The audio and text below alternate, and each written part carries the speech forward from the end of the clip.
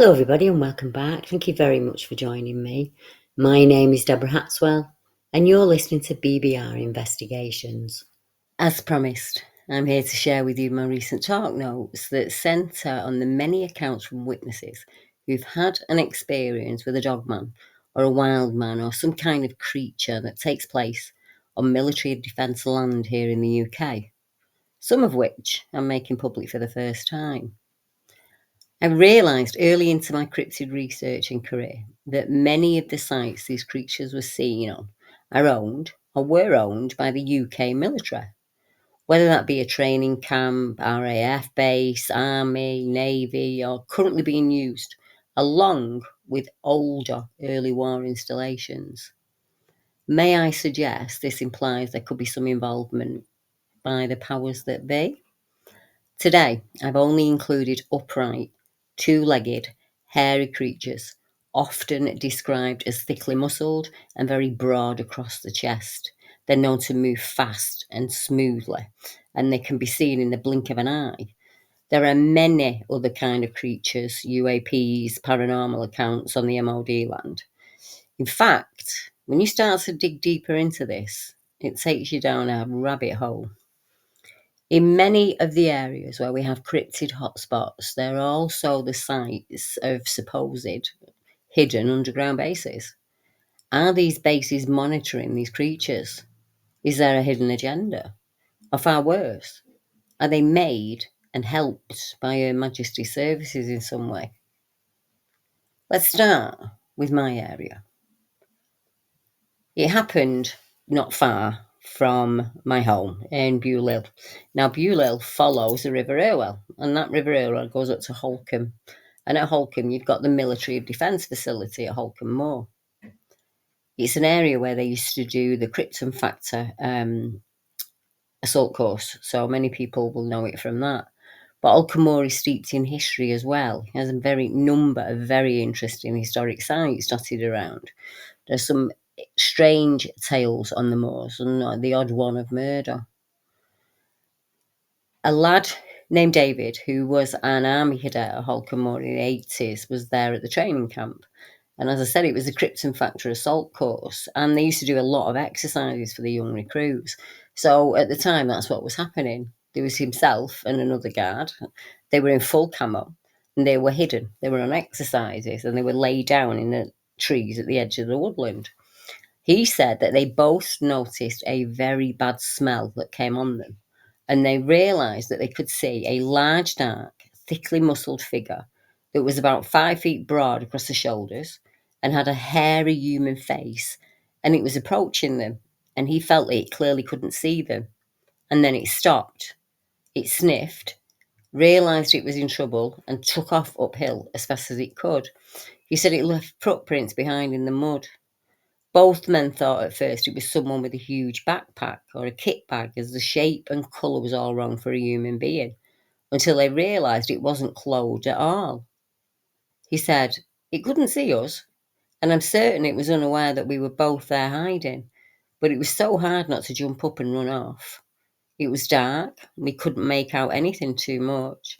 It was large, dark, and huge across the chest, and I think it had no idea that we were there. We had to stay put till we got the all clear, and then we couldn't stop asking if this was a setup or part of the exercise in some way." Several weeks later, it happened again. It was the same figure. It was tall, thickly muscled, broad-chested, had a human-like face, and it left prints in the snow on the hill as it ran. This time he was with a female guard, and they both reported it, and it was ignored. They again noticed a foul stench.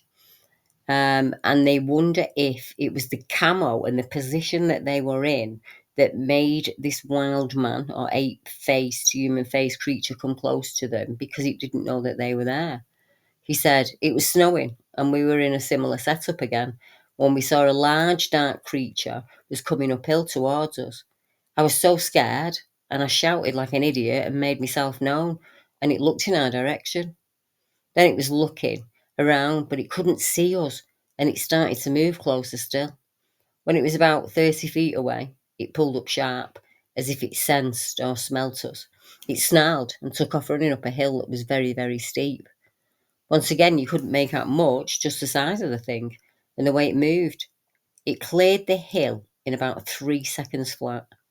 This time my colleague didn't stay put, and she was off like a shot running after it. It was easy to see where it went due to the snow. We tracked it, and it took us about 10 minutes at least, just to get to the top of the hill it had climbed so easily in a flash. There were smudged tracks through the snow, but there was no sign of it, and we returned to our spot and waited to return to camp. That incident was also reported to their superiors. Just a stone's throw away, a young girl saw a similar creature at her home, which is adjacent to the MOD land. And this is the Haslard and Harryman account. And she said, "This is a thing I don't tell people. It's something I keep to myself. I may sound mad, but when I was 17, I lived in the Haslingden in Lancashire. My mum and dad were out and I was on the phone, which was usual when my parents were out. Most of us did that in the 70s. I was sitting on the phone cabinet, looking around the room, chatting away, when I looked towards the kitchen dining room, and there was a person looking in at me through the door. It felt like a he, looked like Chewbacca, I suppose. His head reached only an inch or two from the top of the door frame, and he sort of poked his head and upper body around the doorway. I didn't feel threatened. We looked at each other for about 5 seconds. I don't remember anything unusual about his eyes. They weren't glowing red or anything like that. He was a sort of mousy blonde haired thing. And then I freaked out and looked away. My friend on the phone was panicking because I'd gone silent mid-sentence. I was too scared to tell her what I'd seen, but I made her stay on the phone till my parents came home. It was about 7:45. Top of the Pops was on, and it was summertime. Late October maybe. I hadn't been drinking or had experience at all with drugs or anything like that. There is also a report from a homeless man who came out of the army, serving personnel, who stayed in an area very close to where she lived. And he said that something would come around his camp at night that absolutely terrified him and the 2 dogs that he had with him, so much so that he packed up and went to a homeless hostel in the town. Now, the northwest of England has less MOD facilities than the south and the east coast of the UK. But where they sit, we find cryptid creature reports. Halton training camp sits close to the coast, a few miles away from the Oldcombe area, not far as a crow flies. No matter what direction we look in, there are military defence facilities, and the reports in these areas are very similar. On the site itself, I looked on an RAF forum, and it was several people talking about strange experiences they'd had. One person called Archangel said, "My personal encounter happened during basic training at Halton. The females from my flight were housed on the top floor of the barrack block 7. It was just after lights out one night, and everyone was tucked up in bed. We all heard the door, which is too heavy to be affected by even strong wind. And then we heard a voice, which we all assumed was a female NCO from another flight, and that voice demanded to know if all our girls were present. The senior woman replied from her bed that we were all there and was challenged again, at which point she got up to see who it was, only to find the door closed. We hadn't heard it shut, and there was no one around. The next day, we asked the girls in the room opposite if they heard anything. We were shocked to find that they'd had the same thing happen 2 nights before. Rumour has it that the block is haunted by a nurse that used to work there." East of the Halton camp in the craggy cliffs of Forest of Bowland, one man, who's an ex-army personnel, had an experience with a creature that terrifies him still. And that's the Wardstone werewolf account, and that happened in September of 2014. The witness in this case, Tex, said, "My encounter with a horrible creature happened a few years ago at night. I think around September time. I'd gone out onto the remote excursion to see the meteor shower. I love wild camping, and I'm always looking for new spots to set up camp. It was the first time I'd ever been to the crags or the Bowland area. That night it was drizzling and slightly wet, and I was camping up near Bulwell Crags. I'd settled in for the night when I realised I wasn't alone. I first noticed something watching me from outside the camp when I caught movement out the corner of my eye. I could also hear it as it was moving around. It was shifting in the shadows, and the shifting movement lasted for about 15 or 20 minutes. I kept watching, as whatever was out there lurked around the area where I was camping.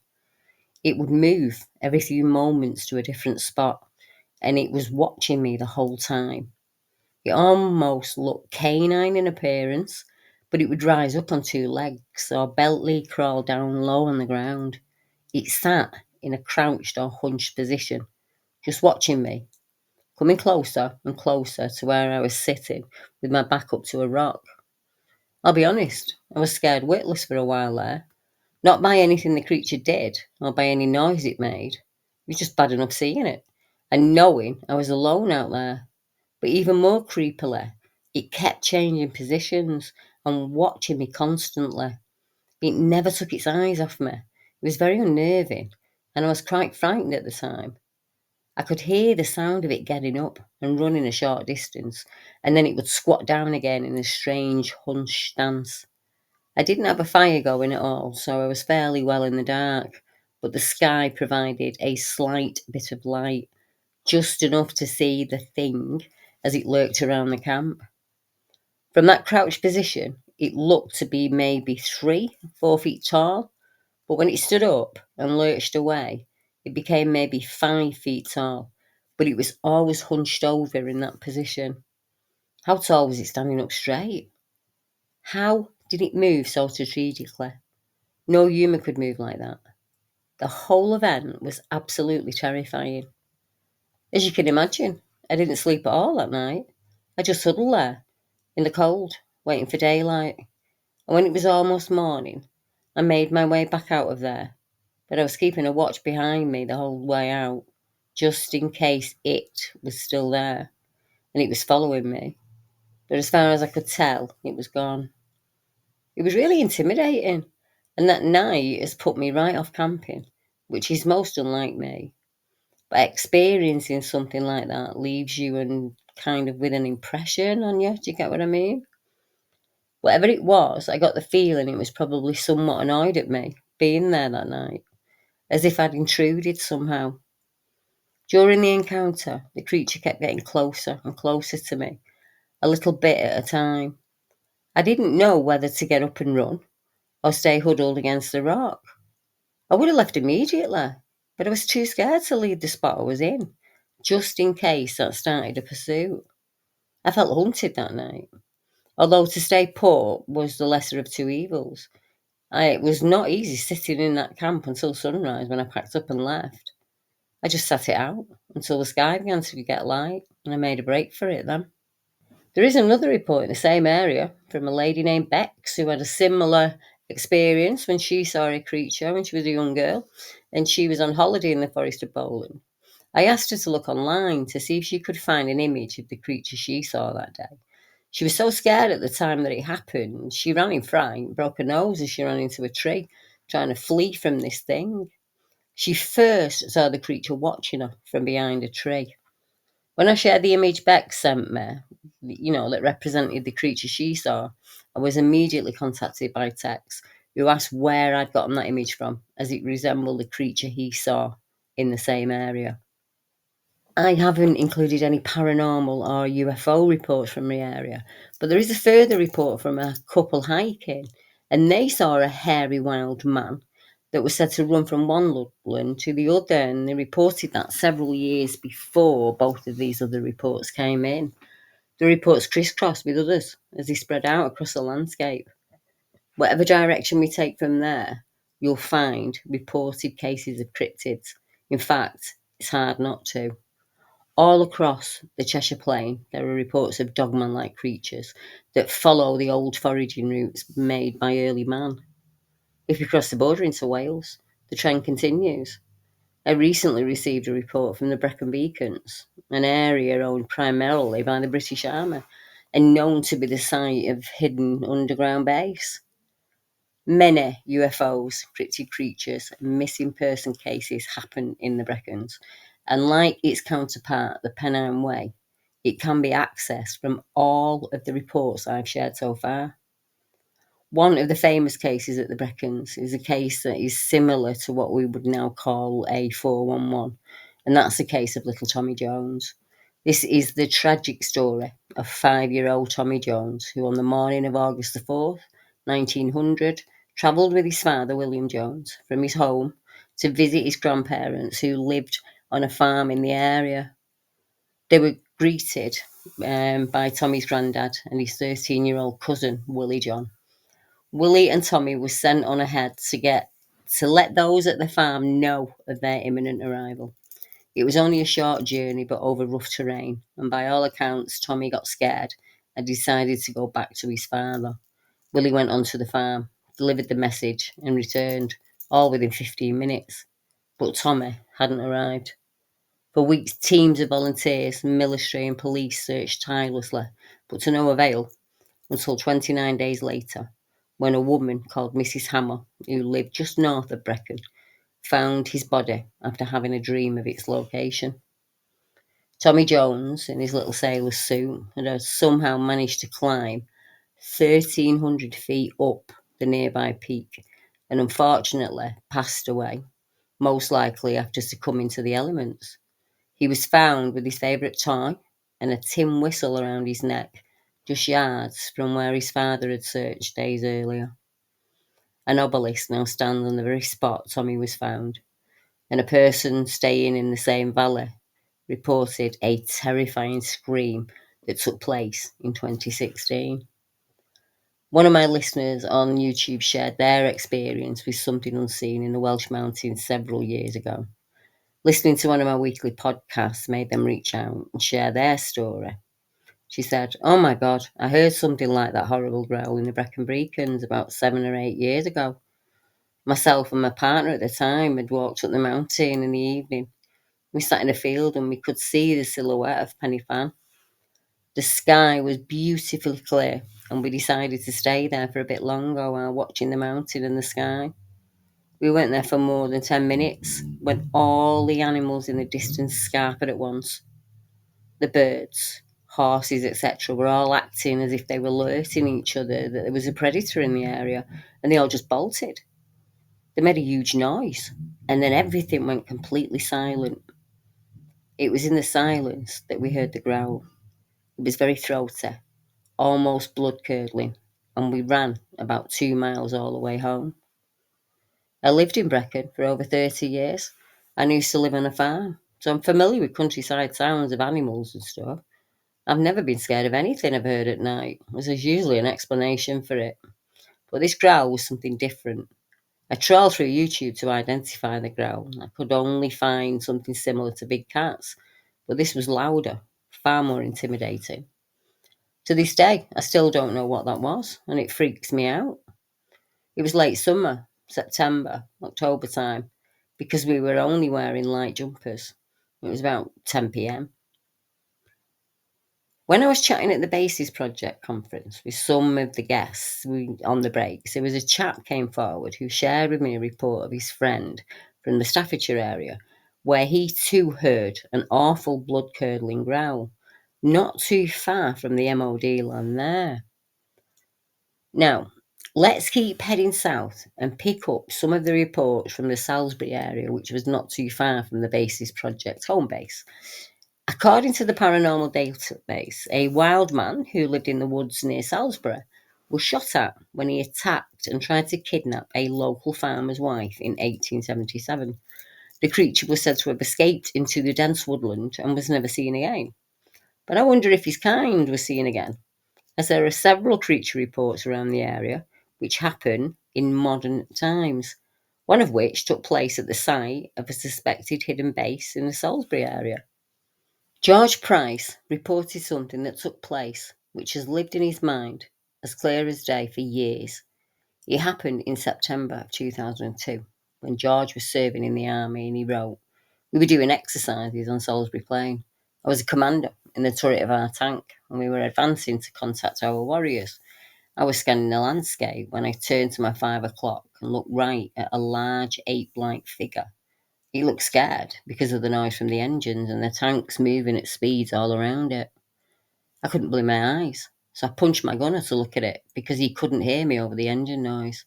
We both saw it run into a nearby prickly shrubs. His fur was similar to an orangutan in colour and in the length and flow of it.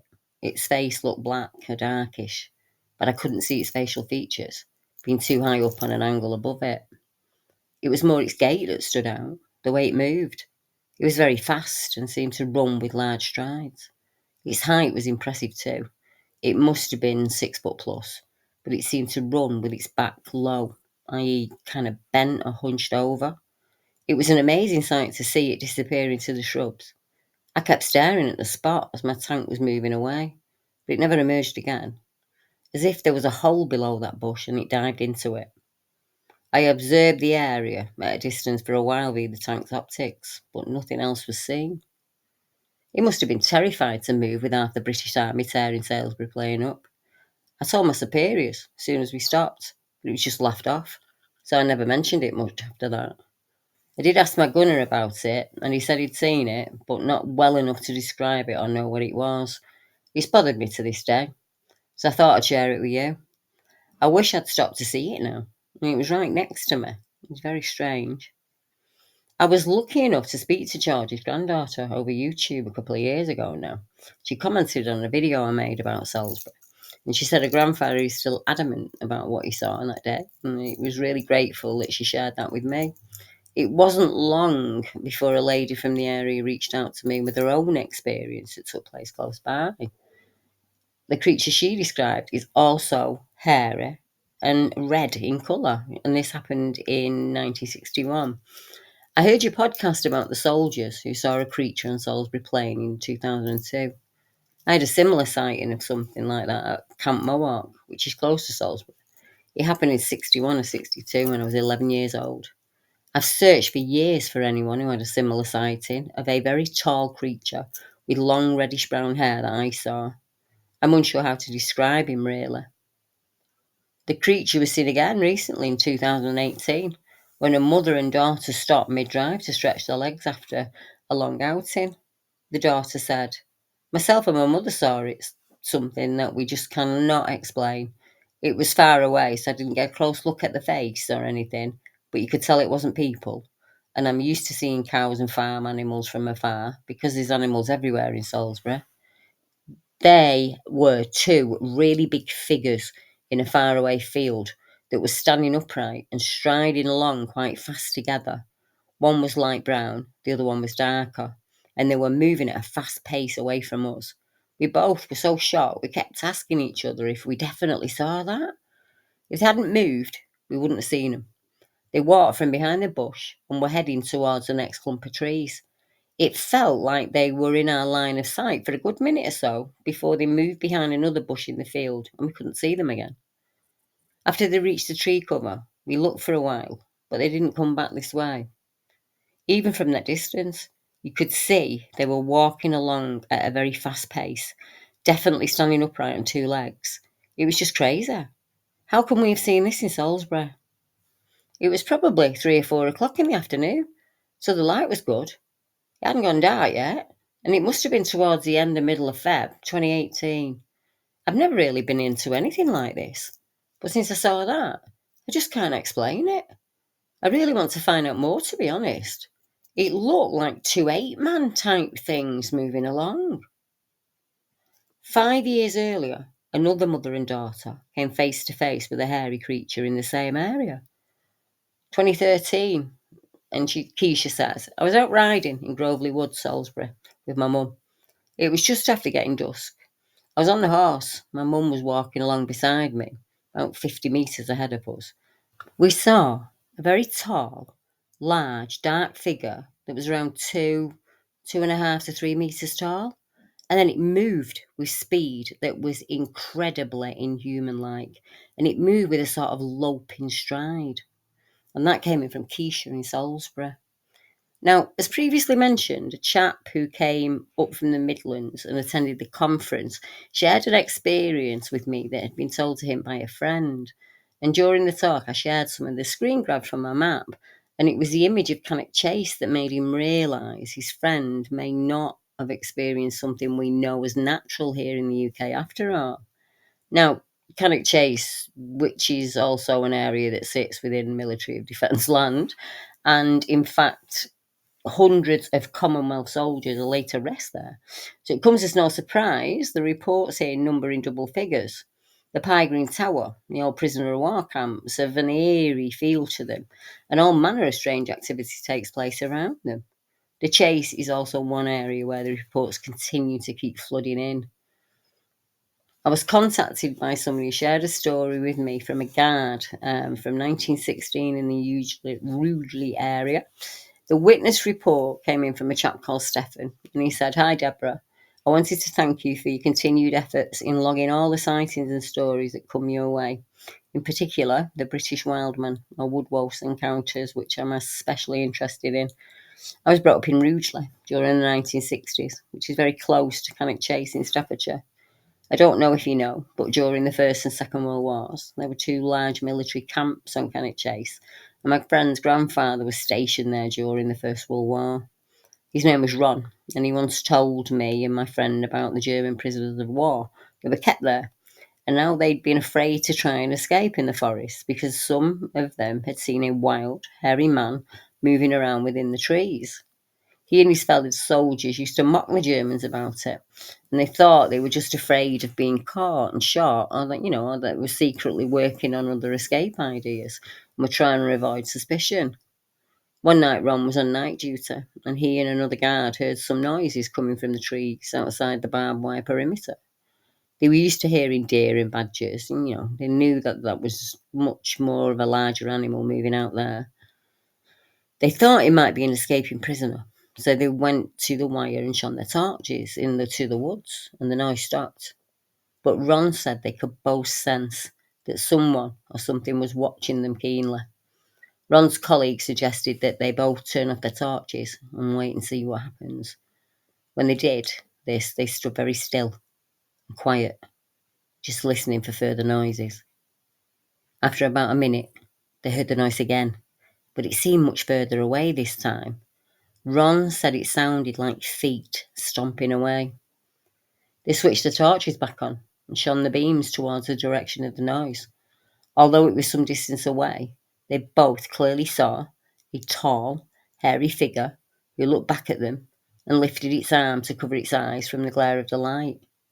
Ron demonstrated the movement to us when he told the story. Before the creature's eyes were covered, Ron said they shone a dark red colour, very different from the deer.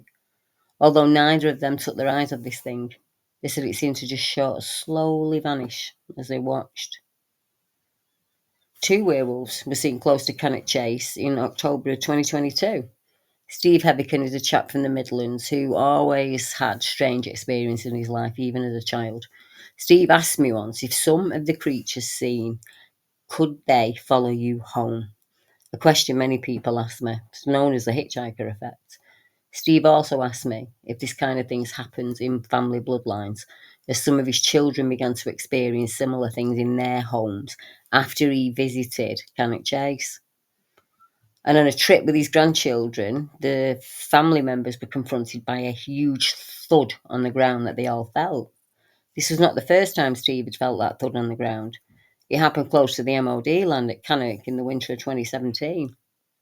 Both of Steve's daughters have had very strange experiences with knocking noises at their homes, and his son has also felt shadowed in the woodlands. Even the family dog began to act strange around the home. There'd been ominous feelings and thuds on the roof, and taps on windows. Steve was leaving the cemetery when he saw two beasts or creatures he felt were almost werewolf-like in appearance. The family members in the car did not see the creatures, so were they meant for Steve's eyes only? The Chase is home to many MOD facilities. The area of Brecon prisoner of war camp has similar reports of an upright wolf-like creature. A report involving a group of 3 teenagers witnessed the terrified sight of an oversized upright wolf rummaging through a litter bin in the Brecon area. Luckily, at a distance of about 20 metres, the creature didn't notice them and just moved on. The list is endless when it comes to strange creatures and their connection to MOD land. One famous base in the northeast of England has a very bad reputation indeed. The ruins of RAF Bempton are truly an eerie place. Perched 100 metres above the sea on windswept cliffs, this was the site of a secret nuclear bunker. And it is said that meetings were held by a strange satanic cult. And there's also the rumour of a mysterious disappearance of a young boy. Known for its rugged cliffs, nestling birds, and the odd hybrid werewolf, several people have seen the beast of Bempton for themselves. In one case, it was seen climbing up the cliffs. People have reported strange eyeshine, creatures that move on four legs, but also up on two. And there have been several strange disappearances of local pets and humans. In the summer of 2022, two ladies were out walking their dogs and they saw two thickly muscled bears that were following them. They described them as being dark in colour and they were up moving across the headland there at Bempton, moving off into the bushes. Other dog walkers made the same report. Emma and Sarah, who were the ladies out there that day, contacted me, and I know Emma. I've known her for quite a long time through VBI, and she said, I was out on Bempton Cliffs with my partner and our dogs while we were staying there on holiday. We were enjoying the evening. We had a torch with us, and we reached as far as the Jubilee viewing point about 9:15. I turned to Sarah and I said, shall we turn around and head back? When I saw something large moving on the horizon of the fields. I said to Sarah, what's that? And then I realised there were three of them in total. They were absolutely huge, as big as bears in their bodies. They were on four legs as they were running from the right to left, low to the ground. They ran from the bushes at one side, across the field on the horizon, but they weren't bears, and they were clearly not cows or deer. The gait was so weird. They just didn't run like you'd expect an animal on four legs to run. We had no idea what they were, but this feeling of dread came over us both. Sarah felt it more, and she explained that she could kind of sense a canine energy. Whatever they were, we couldn't tell, and they would run and stop and try and hide from us, and then they'd run again. One also looked directly at me, and I caught a bright white eye shine, said Emma. One of the first bases I realised had a connection to creatures here in the UK is one I'd like to finish on. It's a very famous case that spanned across an ocean, leaving witnesses to it in shock, and that's the infamous hard stand monster of RAF Alconbury. Now, Cliff Huff, many years ago, shared an experience with me that centred around RAF Alconbury that happened to a serving member on the site. And the chap who's sharing it says, my father was based at RAF Alconbury in the early 1970s. He was the NCOIC of a group of men and their dogs. They were charged with guarding bunkers within a large fenced-off area, as nuclear warheads were stored beneath many of these bunkers. One foggy night, there was an intruder spotted, and shots were fired in its direction. One of the guards spotted it, and he rolled down his window, and he was screamed at full in the face by what can only be described as a man-like upright creature. In an instant, this thing ran off at incredible speed, and he drove after it. Within moments, it had sped past another of the guards, who also fired upon it. The guard dogs fled from it. The creature made running bounds across the grounds before leaping over two tall, barbed wire fences in a single bound, and it disappeared into the surrounding North Woods. The creature was hairy, approximately 5'9" in height, had intelligent human-like eyes, a flat nose, and large ears. The teeth were large, but not fanged. The lower face was rounded. The face was narrow around the eyes, but the head flared out again at the top. It had a very muscular setup and frog-like thighs. Now, RAF Alconbury has many reports of an upright, hairy humanoid creature, described as either a werewolf, a standing wolf, or a human ape. It's known to run off when spotted into the North Woods, known locally as Monk's Wood. A mechanic who was parked on the runway went missing whilst doing a job that should have been just an hour to complete. But when he failed to return, a search went out to find him. They found him sitting in the aircraft, as white as a sheet, with the canopy closed. The man had seen a terrifying, hairy humanoid which had walked past the aircraft. An investigation revealed unexplained scratches on the glass of the canopy of the jet. Dennis Prisber, who was stationed at the base between 1973 and 1975, told of his colleagues who saw a creature near the north side of the airfield. One sighting of it scared one man so much that he jumped into the cockpit of the aircraft and refused to get out. And I think that's the mechanic that I told you about a second ago. The creature was also seen climbing over the security fence and entering the North Woods. Wesley up to Grove, who also saw the humanoid creature, said he tried to pursue it in his truck. He described it as 5'9" tall, with human-like eyes, a flat nose, and large ears. On another occasion, Sergeants Lee and Jackson saw some movement near the tower, and they came face to face with a hairy figure. The dogs stopped in their tracks, absolutely terrified, frantically trying to get away. The creature, whatever it was, climbed over the security fence, where it was last seen again, entering the North Woods. One chap reported in a paranormal blog, I encountered a werewolf, for lack of a better description, in England, 1970. I was 20 years old when I was stationed at RAF Alconbury. I was in secure weapons storage area when I encountered it. It seemed shocked and surprised to have been caught off guard, and I froze in total fright. I was armed with a 38, never once considered using it. There was no aggression on its part. I could not comprehend what I was seeing. It wasn't human. It had a flat snout, large eyes. Its height, probably 5 foot, and weight about 200 pounds. It was very muscular and thin. It wore no clothing and was only moderately hairy. It ran away on its hind legs, scurried over the chain link fence, and ran deep into the dense wooded area adjacent to the north end of the base. I was extremely frightened, but I was obsessed with it. I saw it again a few weeks later at a distance in the wooded area, and I watched it for about 30 seconds, slowly moving through the woods there. I could continue for hours on end with cases like these. If you look on the cryptid map, you will see for yourself that they take place from Scotland to the tip of Cornwall, as do the military bases in our country. And like I say, wherever we kind of get cryptid reports, we tend to get military of defence land. It's something I'm still looking into, so it's kind of like an ongoing collection of data, really, to see how many reports I can match up with the military of defence areas. So all the information that comes in is absolutely vital. And of course, I'll share it with you all. But I wanted to share that with you today, as obviously so many of you couldn't make it out to the conference, at the basis conference, and I didn't want you to miss out. So I thought the best thing I can do is, put my talk down in audio and you guys can have a listen to it. There is a further part of the talk where I go on to families that have a predisposition for paranormal activity, and I'll bring that one to you as well at a later date. So thank you for joining me this week. If you're new, welcome. And if you're one of the team anyway, thanks for tuning in every week, guys. It really means the world to me. And I'll be back at the same time, same day, next week. Good night, everyone.